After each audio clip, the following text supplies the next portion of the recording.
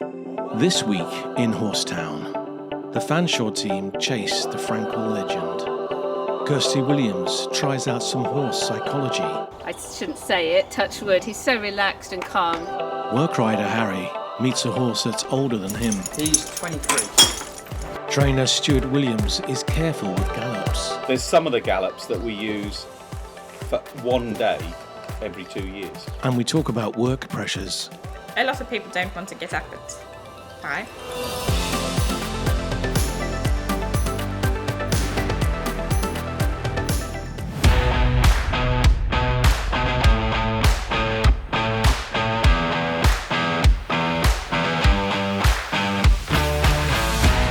We're in Newmarket on the eve of the new turf season with a new trainer, Stuart Williams Racing.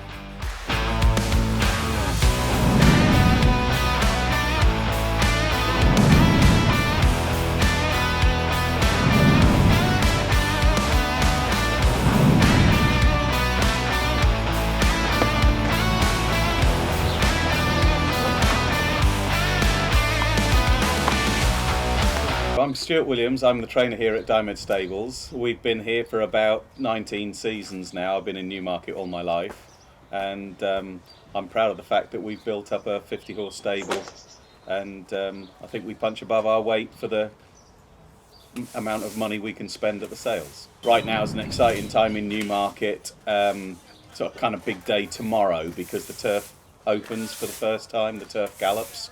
So they've been closed all winter and we've been using the artificial surfaces. So the turf gallops are open for the first time tomorrow, 2 weeks before the turf season starts. We've got some horses that have been in all winter running on the all-weather, and we've got some horses that have been in for the last couple of months preparing for the turf season, and they're ready to go in a few weeks' time. So it's all very exciting this time of year, lovely spring day, and we're looking forward to the start of the turf. Last year we met Harry Enright, who was desperate to become a jockey. He still is. We love a bit of that, don't we? Hey, what fucking baby, good lad. Good night. Yeah, all lovely, feeling well.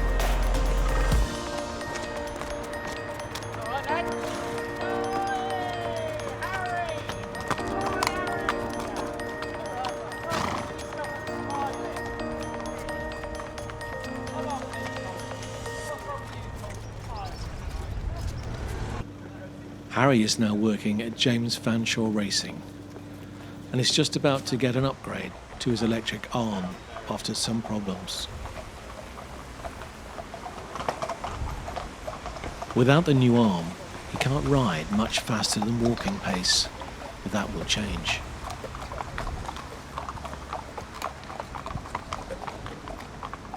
When the horse takes a bit of a pull or the trip a little bit, the heads will go straight down and it pulls straight on my arm, and it put quite a bit of pressure on my elbow on my left side, so I thought we'd better get that checked out first and try and get that sorted out.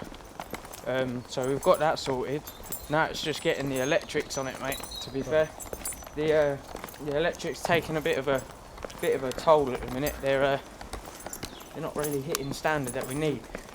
So who's helping you out with that? I've got Andrew Braithwaite and He's still helping out. yeah, Andrew Braithwaite still in the mix, and I say he always will be, to be fair. Yeah.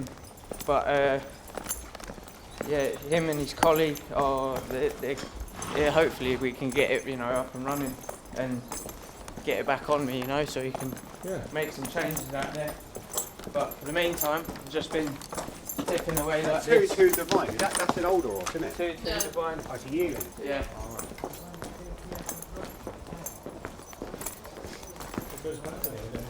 Oh yeah. This is Buster. So when you get your new arm sorted, does that mean you do a bit more riding?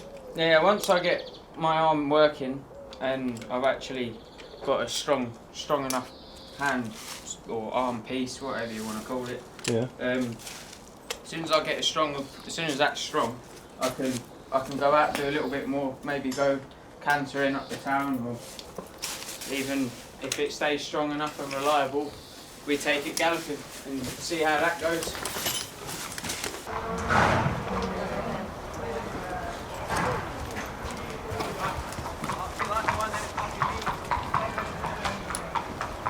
James Fanshawe Racing is leaving its base at Pegasus Stables again. Some of the younger horses are going to a special grass gallop, which was the site of a memorable event in 2011 when Wonder Horse Frankel raced a commuter train and won.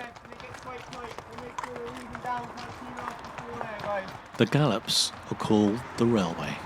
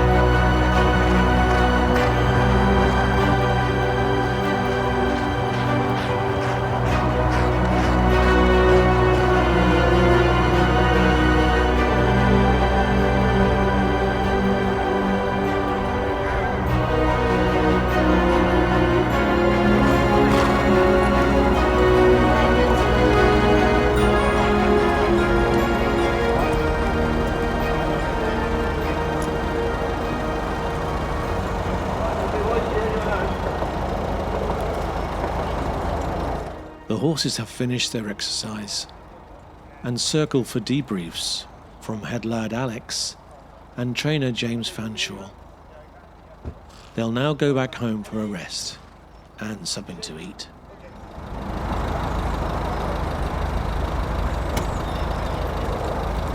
How's he?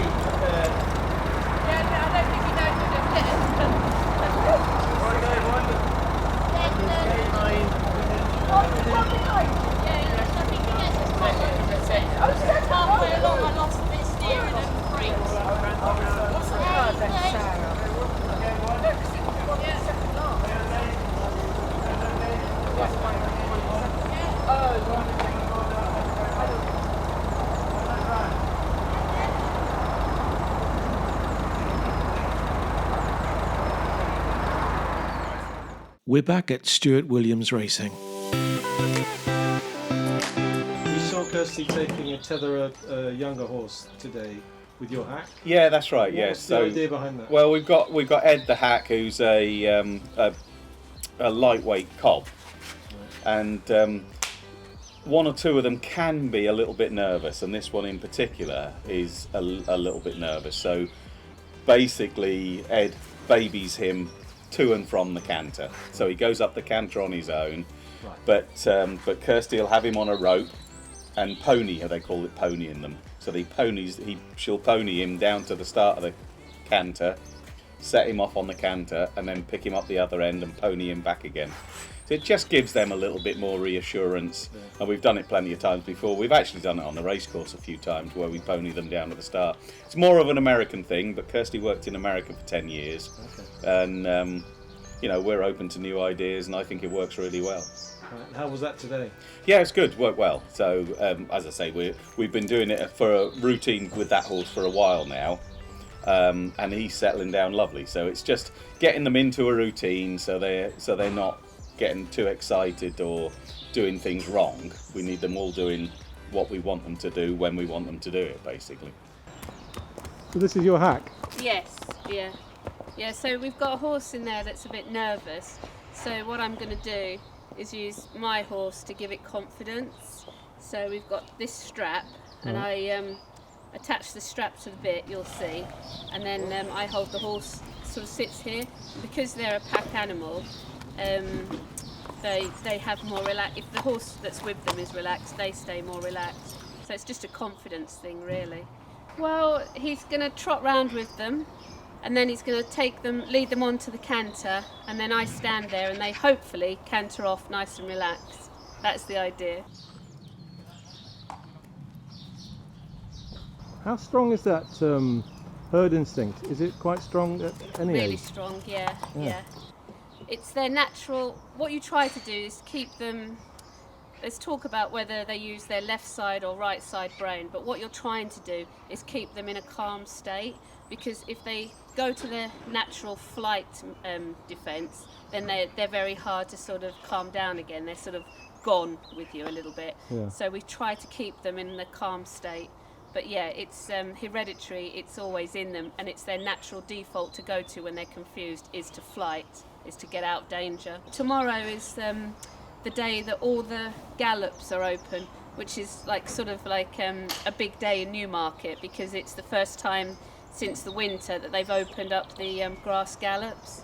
So everybody, with weather like this, I should imagine all the trainers are trying to get on the fresh ground on Saturday.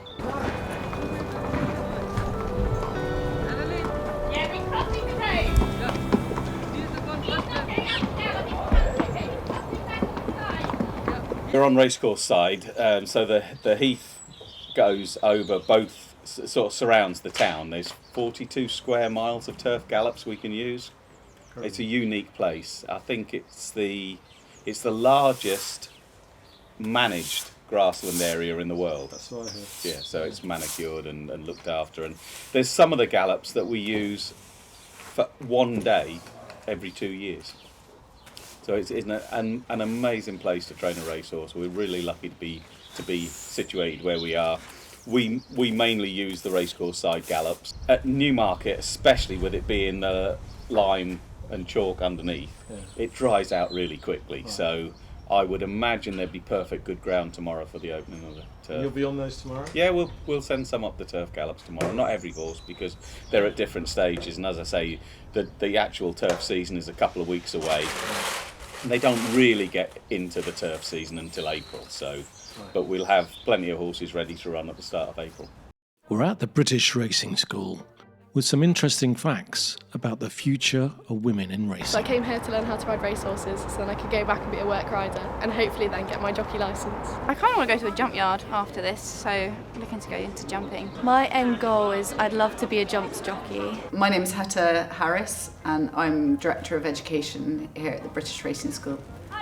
So the majority of courses that we have come here to the British Racing School are female, so roughly around 70 to 80% are female compared to male, which is quite a considerable number that's definitely changed over the recent years, and it's a trend that's here to stay, I think. You know, we've had a few courses in recently that have been purely just a group of girls come in with no boys at all. So we do find that there are fewer males coming into racing through our doors here. I'm not sure exactly why, whether they might just be going straight into the workplace and so they don't come here for training at the racing school.